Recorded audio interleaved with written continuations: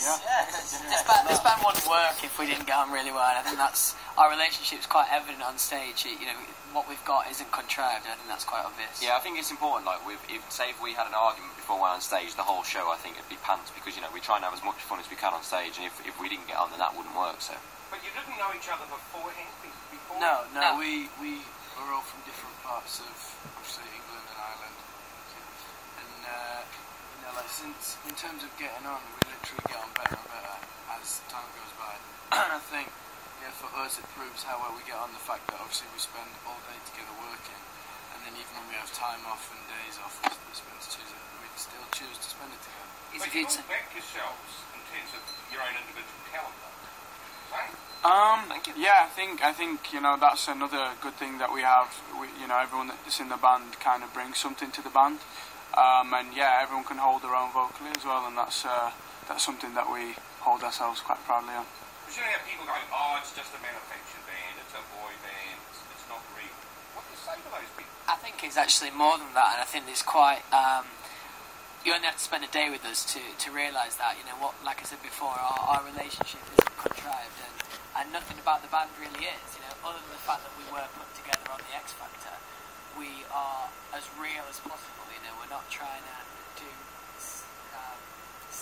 in-sync dance, and we don't all dress the same. It's not like one of those boy bands from the past. We're just trying to do what we want to do, really. I think you can kind of tell a little bit even from interviews. A lot of interviews that people do, I think we're very real. You want this to last, though, don't you? Yeah, not sure. How long, realistically, could you go for? Well, I think it's pretty difficult to tell because we didn't expect to be doing what we're doing now, like this time 2 years ago or last year. We wouldn't have expected to be in this position now, so I think, we're really happy to have got as far as we've got, but of course we want to take it further, and I think as long as we work hard and keep making good music, then that can happen. You look out the window, I mean, you see this every day, screaming fans. How do you keep your feet on the ground, eh?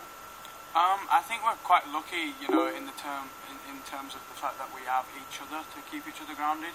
We have 4 other people going through exactly the same thing that we're going through, and just our friends and family. We keep in touch with friends and family, and they kind of keep us grounded. And I think we're just quite lucky that we come from supportive families, and we have good friends around us as well. But you guys would have seen what's happened to other bands. They get success, goes to their heads, it all implodes. Yeah, I think. Yeah, and that's what actually drives us to keep grounded. You've seen people that, and actually, you occasionally meet the odd person that you can tell it's gone to their head, but that's what drives us to remain grounded. We have a great team around us who keep us grounded, and obviously, I think for us, we know that what we had before this is amazing, but we know that that's not normal. We don't take that for granted, But it is normal now for you guys, isn't it? I mean, you never ever get away from that, do you, Harry? Can do. Yeah, you can. It's only like this when people know that you're in one place. For example, if you've got a couple of days off at home and you walk to the local shop, there's not going to be tens, hundreds of girls. You can do that? You can walk to the local shop and you might have to stop and take a few photos on the way, but it doesn't get crazy because everyone doesn't know that you're there at that point. So you can still live a relatively normal life, 100%. What about people? I mean, is it true people used to give you a hard time, Zane, but now want to be your mates again?